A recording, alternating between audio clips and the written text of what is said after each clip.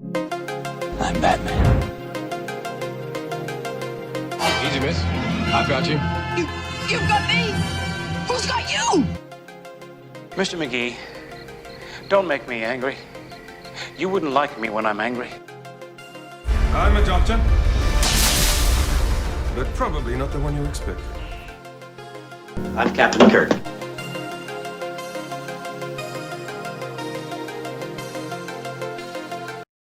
Welcome everyone to a special Geek This Week presentation, and this is the Legends of Tomorrow panel from Pensacon 2020 at the Pensacola Little Theater in Pensacola, Florida. Legends of Tomorrow cast members Matt Ryan, aka John Constantine, and Nick Zano, aka Nate Heywood, or better known as Citizen Steel. Watch this panel as they talk about the fifth season of Legends of Tomorrow, other aspects of their career, and much, much more. So enjoy. Please leave a like on this video and check out all the other great panels on the Geek This Week YouTube channel. Enjoy. Thank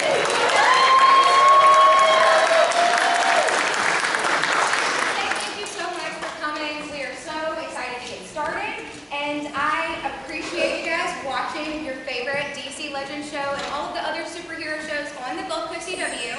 If you didn't know, I'm Tori B, and sometimes I'm Supergirl, like today. But I'm so excited to watch the panel with y'all and to participate in the last few days of Pensacon. So let's give a big round of applause to who else is coming up, the moderator, Jared, and I'm going to step out and come back and watch the panel with y'all. But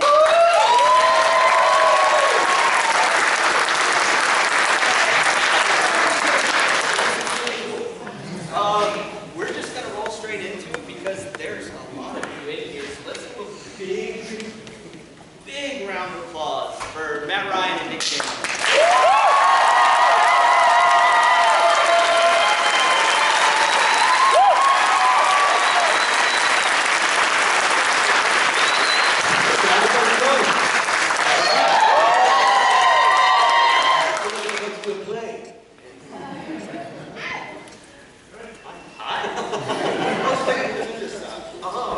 So everyone's here because they're fans of DC Comics, Legends of Tomorrow, big show, big hit. Recently had the Crisis on Infinite Earths.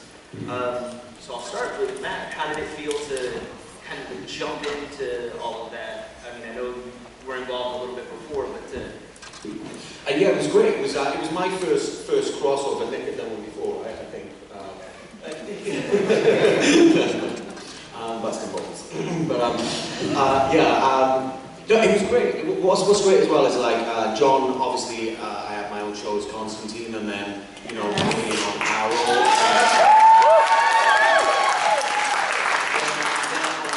Which really, for me, kept the character alive. Mark Guggenheim and those guys who brought me into Arrow, and then Phil Clemmer and Mark bringing me onto Legends is the reason I'm still here and still playing this character. And I'm getting to know him and him interacting with characters that, one, are not in the comic books, so we're making that up, which is always fun. And then, as you said, in the Arrowverse and doing Crisis has been great as well to see how Johnny interacts with those other characters. And what's great, and I think we all know this anyway from the comics, is John, you could drop John anywhere, and he always holds his own, he's always got something to bring, he's always got some mischief to get up to. So it was great fun. It's a crazy, crazy time, those crossovers, because you're literally working like 3 shows at the same time, and you're going from one set to another set to another set. And it's bonkers in terms of how they schedule it. And I don't know how they do it, but they do it really well. I hate the crossover. I made a joke during one of our Legends episodes about how not to do the crossover. I ad-libbed it during a take and they used it. And then it became my identity during the crossover is that I'm anti-crossover. Because it is a scheduling and logistical nightmare. Like, you don't understand, there's like 5 boards of like where everybody should be. It's chaos. But I like that I got the part of, I don't like the crossover. That's and I was going to ask you, Nick, so Legends has a lot more variable shooting, different times, different places. Does that help when you're transitioning to the crossover? The fact that y'all shooting is a little bit different because you never know what time place you're going to be taking. Well, the year we didn't do the crossover, we ended up doing the puppets episode. So like when we didn't have to do it, like something really great came from it that became we had a free episode. And that free episode was the puppet one. And in that puppet one, we were like doing children's songs, we were puppets. I don't even remember what the hell else we were, but it was an amazing, fun episode that we got to do, skipping it. And I think that's why I got jaded by it, because I was like, oh man, we need to do something super weird. So you got left out. That's why you're against it. Yeah, that's it. Just chip on my shoulder.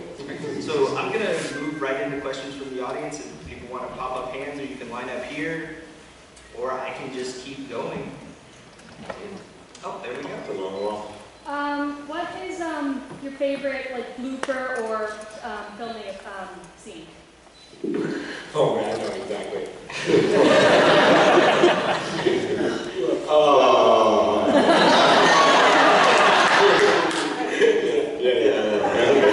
That one. Yeah. All right, next question. We can't, like my favorite is something that hasn't aired yet, but it's a classic. I'm sorry.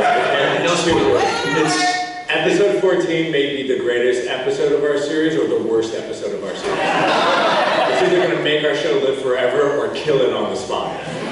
It is the ballsiest Legends episode ever. Ever is 14. I think one of my favorite things is, at some points, trying to affect Nick by getting in an Al Pacino growl. So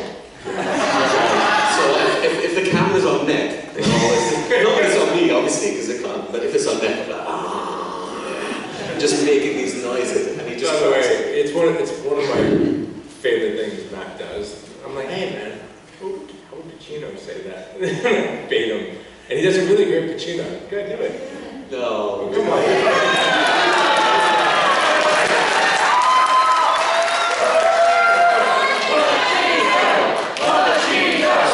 That's a chick. Plays tic-tac-toe, down on 42nd, never loses, just like you do.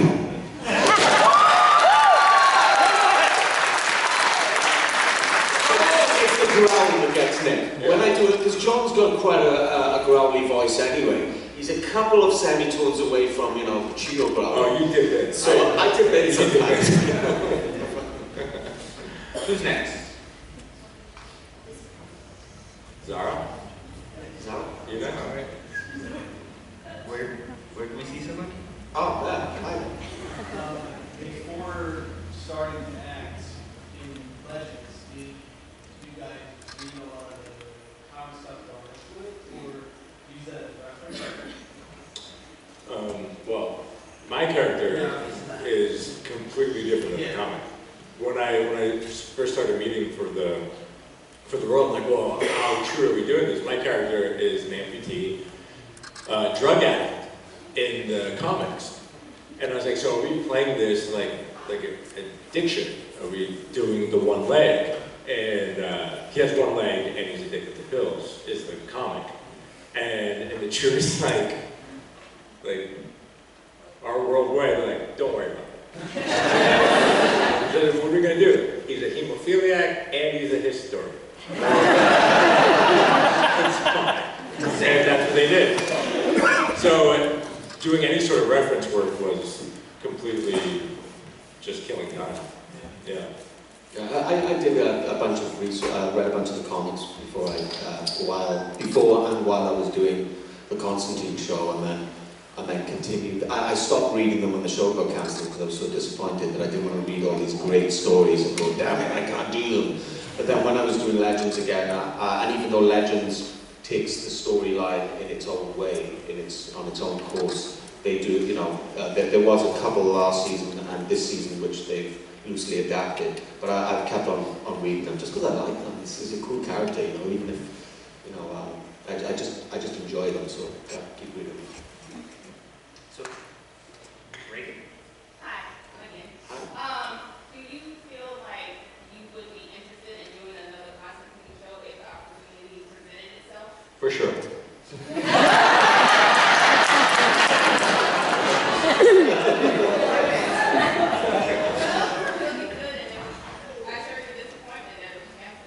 I mean, you know what though, it's funny in this business, isn't it? One door closes and another door opens, or sometimes it just closes, you know, like, but no, you know, I was disappointed with the show, but then I went, and I got to go off and do a play on Broadway and do another TV show where I played a completely different character, and I'm still playing Constantine. So that's great. And what's great about doing it on Legends is, I know this might sound funny, but you know, doing your own show, there's a lot of weight to carry. You're in every single scene. You're kind of really driving the whole thing, and that's great. But with Legends, you know, it's an ensemble piece, and what's great is everybody takes up the mantle and drives at different times. So it's great that, you know, to be able to kind of really, when they do the John arcs, like the episode 5 that just came out now, the subplot is John's story, and really being able to drive with that, but then also being able to interact with other characters. I think that basically, I come from a theatre background, and I'm a team player, you know, and I like dancing with other people. You know, when you're on your own out there, dragging the whole thing up the cart, up the hill, so to speak, you know, it's great in different ways, but it's not as fun. And on this show, we get to have a lot of fun and do the character stuff as well. What I would like to do is to do some kind of, is to carry on doing Legends and then do some kind of limited show as well, somewhere along the line, that you could just pop in and do an arc from the comics. But all those things are kind of, you know, out there, and I'm just happy to still be playing this character 5 years after the show got cancelled, and to be dancing with all these lots. It's the best thing.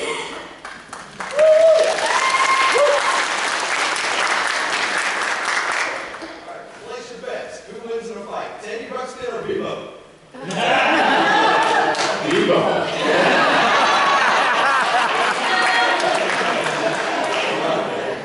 But you know what? You might have just, if that goes, you know, Teddy Ruxpin. Can we get Teddy Ruxpin in the show? We can't.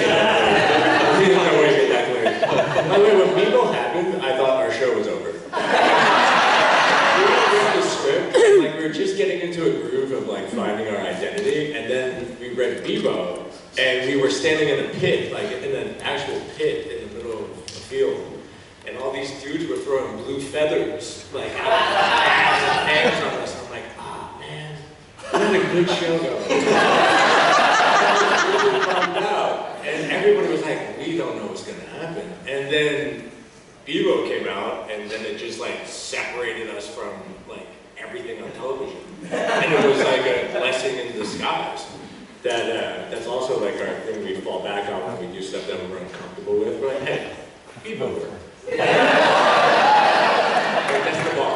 You go full Bebo. You go full Bebo.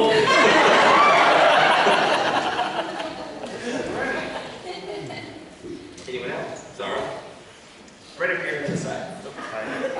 So in that vein of like driving the show, do you have any power over what your characters do, like their direction? And if so, is there something you'd like to see your character do, either stunt or story? Yeah. I mean, like, I think, you know, the writers are really open on there, and it's great. The creative process on the show, I think, is unlike any I've worked on before, where it's very free and people are very open, and that's really kind of liberating. Yeah, we're like a jam band at this point. Like when we do scenes, we don't rehearse. So when we're like setting up the scene, we're all kind of like just walking through it, just like talking like this through the scene and the action and not really giving it much. And then the first take is when we all see the scene for the first time. So I don't know, Matt's playing it this way with like a certain level of urgency, so it changes my reaction, which just changes Katie's and Brandon's, and but we all find the flow during the take, and as the scene progresses, we're just a jam band, we're just playing off each other, and it's a very rare thing to have, that kind of loose, like, creativity amongst a group of actors. So it's just it's a special thing that we get to do on this show. There's a bunch of like improvising as well, you know, people throwing out one-liners, and a lot of that stuff makes it in, you know, which is good. So kind of for both of you, the characters were established, not yours, but in the universe already when you joined the cast, Canary and everything. So how did it feel for you to kind of jump into these existing characters, and then same for you because you joined them a little bit later when they were even more so? Well, I guess for me it's just a matter of, I watched the first season, then I met with Greg Berlanti, and then Bill Clemmer and Mark Guggenheim, and we talked about it, and my angle on it was like, I just wanted to be a regular person who became a superhero, and I wanted to play it like if you drop something off your kitchen counter, and you catch it before it hits the ground, and how impressed with yourself you are. Like, that's how I wanted the character to be. Like he gets a superpower, and he's like, yes! Like, you just see that. Like, that was sort of the angle I took, which was different than the established superheroes, which eventually keeps evolving as seasons go. Eventually, by the end of the show, I'll be playing Constantine. This is a body swap. Your comics. CGI. No, with Constantine, you know, I did feel kind of like the pressure at the beginning because, you know, it's such an iconic character, and I think in some, it was like voted the second or third most favorite comic book character of all times in some places. So, and I didn't really know that when I was auditioning for it, and then I got the role, and I was like, okay, you know, you don't want to let people down, but at the same time, you have to have a certain amount of freedom and say, do you know what, I got to bring myself to this and just do my thing, you know, and not concentrate too much on the pressure. And but you do, I did feel that there, but he fits like a glove now, you know, or like a trench coat. So your character, we established you went so far from the source material. Are you more comfortable with that now? You kind of made it your own and completely separate universe, and then the opposite. You're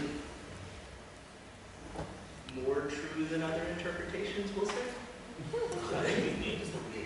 not going to talk about that. Yeah, no, I mean, I think somebody said something that made sense. Get the hair color right, good. Yeah, no, I think, you know, whatever you're doing, you have to make the character yours. You know, if you're trying to play it as you think it should be played outside of yourself, you're already doomed. So you have to bring the character to you and kind of work from there. And there were some bits with John that kind of clicked with me straight away, and then other bits that I had to work on. You know, and he's become his own beast now as well. You know, he's popped up in all the other places. You know, I'm doing the animation stuff, and then with the storylines we're doing on Legends, what's great about it is we've never seen John in these situations before. You know, these aren't stories that are written in the comics, so we can refer them. This is John in new territory, so to speak, and that's really fun. With an old twist on it, because you have the Astra storylines and all those things going on. So, yeah. You kind of stepped on you. Okay. No, I think where Nate is now is kind of just a natural progression of the show and how we make our show. So it's I don't know, for me it's a matter of like just kind of getting that little joke and seeing that little like sparkle in everybody's eyes while we're shooting. Like whatever I'm doing a scene with, I like to see like that little glimmer of joy, and that's kind of the direction I go. Whatever triggers like a light in somebody's eyes, is kind of where Nate goes. But it's mostly for my co-star because I like to see them happy. Anybody else? Do you have any advice for people who want to start acting? Become a chiropractor. It's hard. It's tricky. It's luck. It's like being prepared for an opportunity, which, I mean, it has to cross at the right time. Otherwise, you're going to be underprepared or not ready for it, and you take it personal. It's a rejection business. Yeah, you're 98% of the time you don't get the job, but the 2% are like 2% of like it's a big win, you know. But most of the time you're getting rejected. To this day, it doesn't matter. You're still getting more no's than yes. And there's no kind of relaxing, is there, in a way? Like you're always waiting for an audition. Your agent can call at any time. You're never kind of like, oh, a job is done. Now you're kind of like, well, if you're on a TV show, you're lucky because you have a hiatus and then you know you're going back to work. But otherwise, you're just back in the hustle for the next job. And that kind of perpetual kind of motion can be really kind of tiring. But I would say, like, if you love it and you have to do it, then just don't give up. Persistence. But that's if you have to do it, you know. I think when I went to drama school, there was 15 people in my year, 10 boys and 5 girls. And this one guy came in our 3rd year, an outside director, and we all sat in a semicircle, and he went, from here to here, in 5 years' time, we'll not be in the business. And there's only 2 of us left in the business now, 2 or 3, I think. And he was right, you know, because it's tough. And then, you know, if you want to try and get any financial stability out of it, I mean, that's like, yeah, you know, not a bad. If you're good at being broke, you're going to be great at it. I remember hiding my car in different parking structures in LA because they're going to repossess it. Like it's that kind of drive that's just like you can't help it. Like you're hiding your car. Like you know how hard it is to hide a car? That's how bad I wanted to be an actor. I hide it. Like I sold shoes. I did everything to self-finance the journey, but it was just a fire. I couldn't ignore it. It's either do it now, I have nothing to lose, or regret it forever. You know? I think if you got that fire in the belly, then you know, I think you know yourself if you have to do something. You know, I worked like 3-4 jobs at the same time. I was a wine waiter.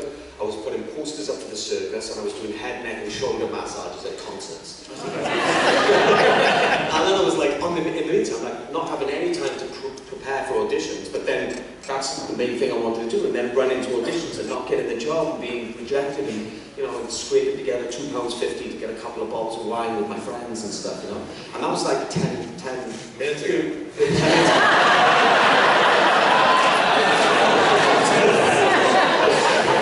It's true. So if you've got that fire, then you have to listen to it, then go for it. But otherwise, there's a lot more other stable things. Oh man, I remember being so bummed, like wasting gas money to an audition I didn't get. Being like, damn it, I don't get more gas money. I don't have gas money to go to work because I spent it on an audition. Yeah.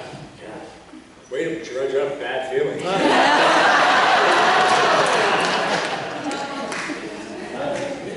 Anyone else? Right here for the. What is y'all's favorite episode of Legends of Tomorrow? I've got 2. Actually, there's 2 this season that are very special to me. Brandon's exit episode, which is a very special episode, which is 7. And then this season's 14, just based on the insanity of it. Insane. Which is a shitty answer because nobody's seen either of them. I would say I have 2. I would say this thing is Nick 14 because, and at the time, you know, it's that thing that they were saying, Nick was saying about Regal. I'm like, is this okay? What am I doing to John Constantine? Is everyone going to hit, you know? But it was absolutely like hilarious. Some of the moments were hilarious. That and the episode that was just on, I think was it 5? Yeah, it was really Katie Lotz's episode. I got to play out that episode to me as John was kind of one of my favorites. Next. I know I saw another hand just a moment. Over here. Or is she just stretching? Okay, back here. If you can have any superpower, even if it's not one that you have, what would it be? I would have the power of Jeff Goldblum. I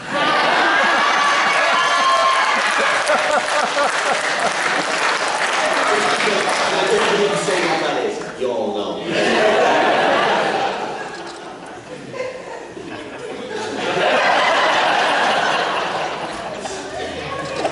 Matt knows I have a thing for Jeff Goldblum. I don't know what power that would have. I would like to have the power of Tony Stark's wall. Does that count? Yes. There you go. Also, I'd like to maybe like the power of like Aquaman, so when I go underwater, I don't have to use a scuba anymore. Zara? Zara? I think we had another one right. Yep. Do you guys miss the narration opening, or you like the new opening? The new opening's jarring, right? Yeah, it took a second. It took a second, but I think that's just the human condition that we don't like change. Like change is scary because we get comfortable. But when we saw it together in the trailer. They came into the trailer like, hey, here's the new opening. And we saw it, we're like, oh, that is way different. Like, that is very, very different. And then it just kind of grows on you and becomes the new opening. It's funny because it almost becomes like obvious, doesn't it? Well, at first you're like, whoa, what is that? And then you're like, well, of course it's got to be so, because it's Legends, you know?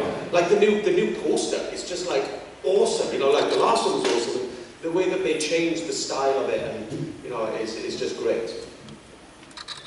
So you hate it? Is that the thing? I think Be honest. I think it's a little bit over the top. I like Flash. Flash is really nice, but I think it just looks more like, you know, for a show that's about a rock band. Which I guess that's what Legend is. I think you just went through the circle.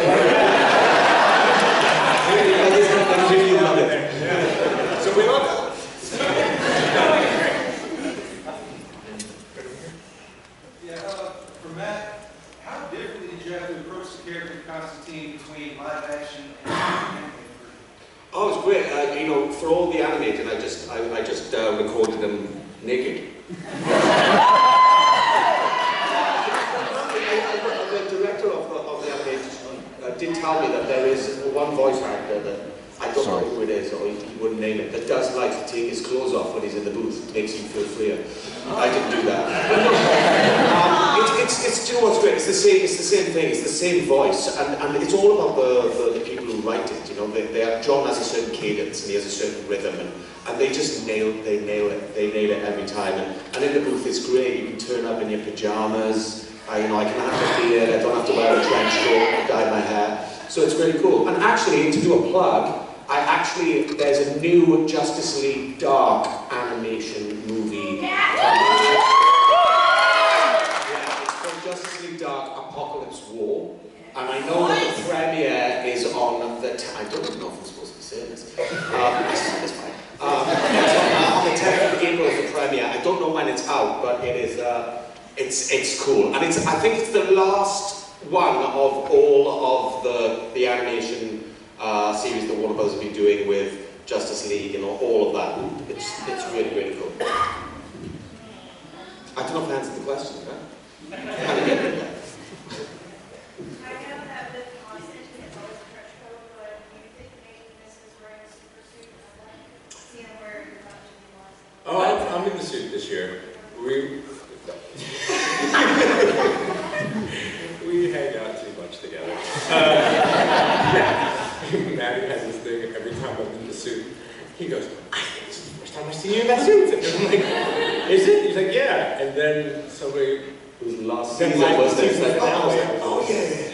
And then every time I wear the suit, he's like, this is the first time I've seen you in the suit. But yeah, we bring the suit back, which by the way, the suits got dated because the way the material they make them now, it's far superior. If I breathe, it squeaks.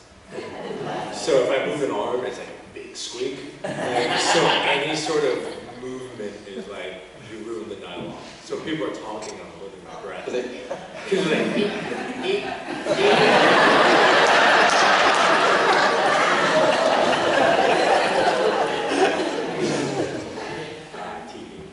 I think I saw right up here. Yes. One question for you, Nick. What was it like playing a hemophiliac? It was trying to be completely respectful to it and realizing that there wasn't a voice for it prior. And nor is it really represented prior. I mean, I don't really recall any sort of hemophilia being like portrayed in television. So for me, it was like kind of like a badge of honor to do that for the group of people who do have it. So I try to respect it and also experience the joy of it being like that burden being lifted off a character after like living with it his whole life, you know? But yeah.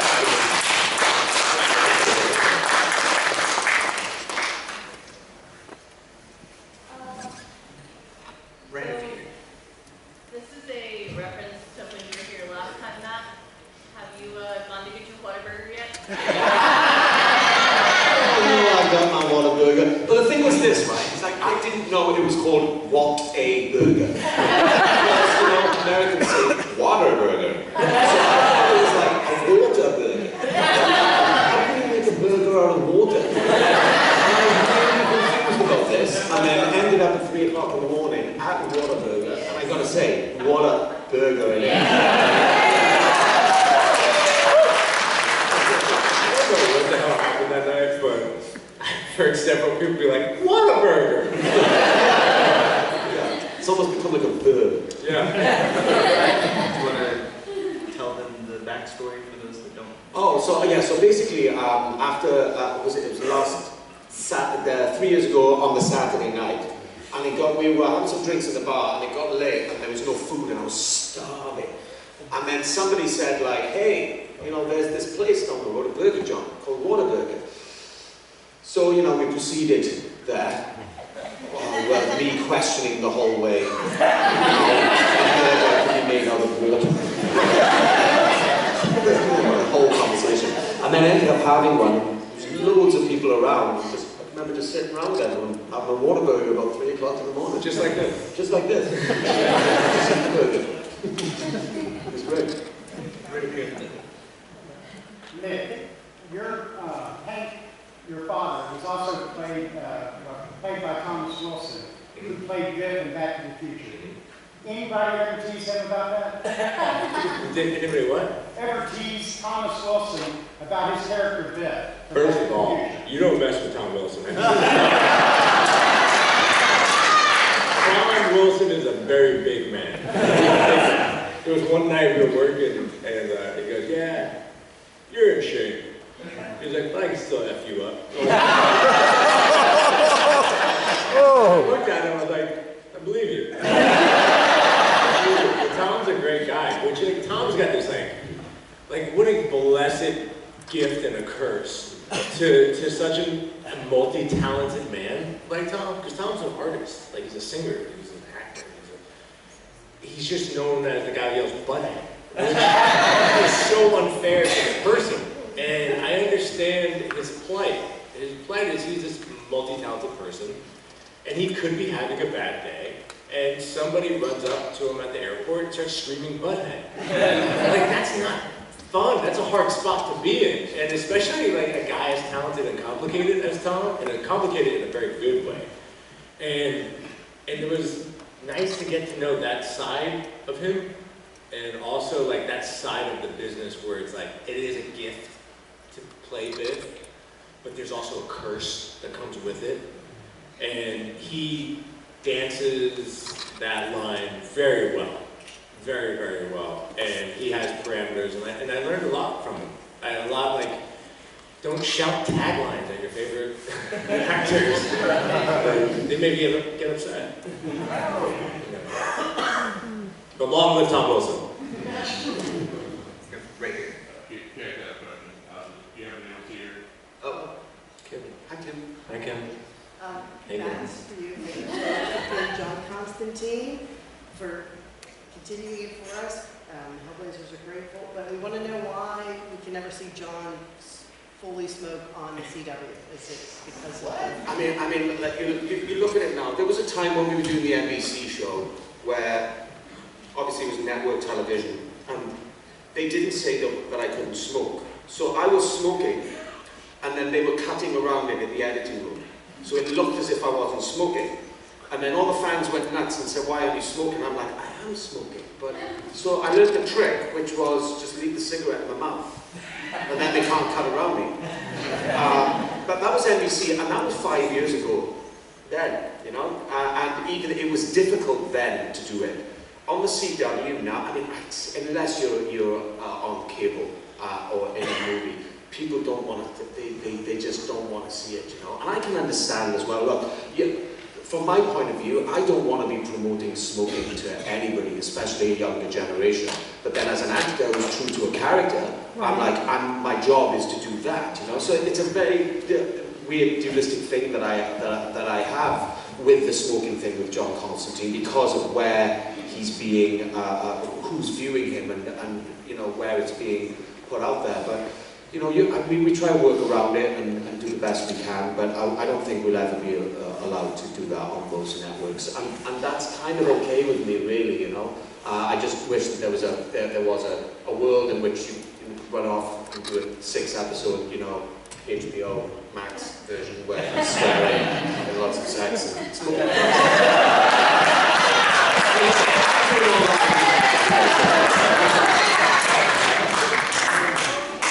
So we got about 5 minutes left, so we've got a few that we want to knock out real quick. Right up here in the middle. We have 5 minutes left. Just so you know, it's a 17-hour day. Like, that's it's a long day to describe. However, our last episode, I got to dress a little differently, and I was in a bit of a costume. And Maddie and I share a trailer, and I looked very different and very intimidating. And I think I knew Maddie was asleep. And I banged on his trailer door. And he's like, oh, come in. And I opened the door. And I stormed in. And he's rushing at me. I was like, almost like, I was like, oh my God, that got me. The thing is, he really did that, and I was the only one who saw it. It was the greatest. That's just that day. I like napping, right? So, like, you know, if I can, I'll try and have a little 5-minute nap, a little 10-minute nap, you know, in between me finishing a different shot or something. But so I'm taking a nap, and you don't really go deep into sleep. You're just there, you know. You wake up and you see Nick rushing towards you. That's stuck in my mind right now. No, the days they change all the time because there's always different locations, different scenes, and all that. But generally, you know, there's a lot of time on set, and a lot of us kind of working hard, sitting around, preparing lines, eating food, taking naps. I mean, it's hard to say about one. We're at a point now where we talk about a kitchen island. Like, it's true. Jess, who plays Ava, she loves kitchen islands. She'll talk about a kitchen island as long as you talk about a kitchen island. That's kind of like a day at Legends. Real estate, kitchen islands, and scaring each other. So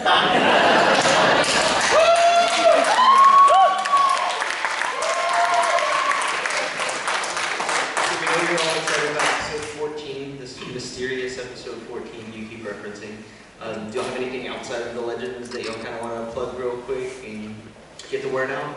Yeah, there's this movie coming out called Adverse with Thomas Nicholas, who's the actor who's one of the guys in American Pie. He plays one of the leads, and Mickey Rourke and Lou Diamond Phillips. And I have a small role in it. I was shooting Legends at the time, but traveling down to LA to do a few days on it. And the premiere of that was actually last night in Portugal, and that should be out soon, so keep an eye out for that, Adverse. And then also Justice League Dark Apocalypse War, whenever that's out, but that's going to be a good one.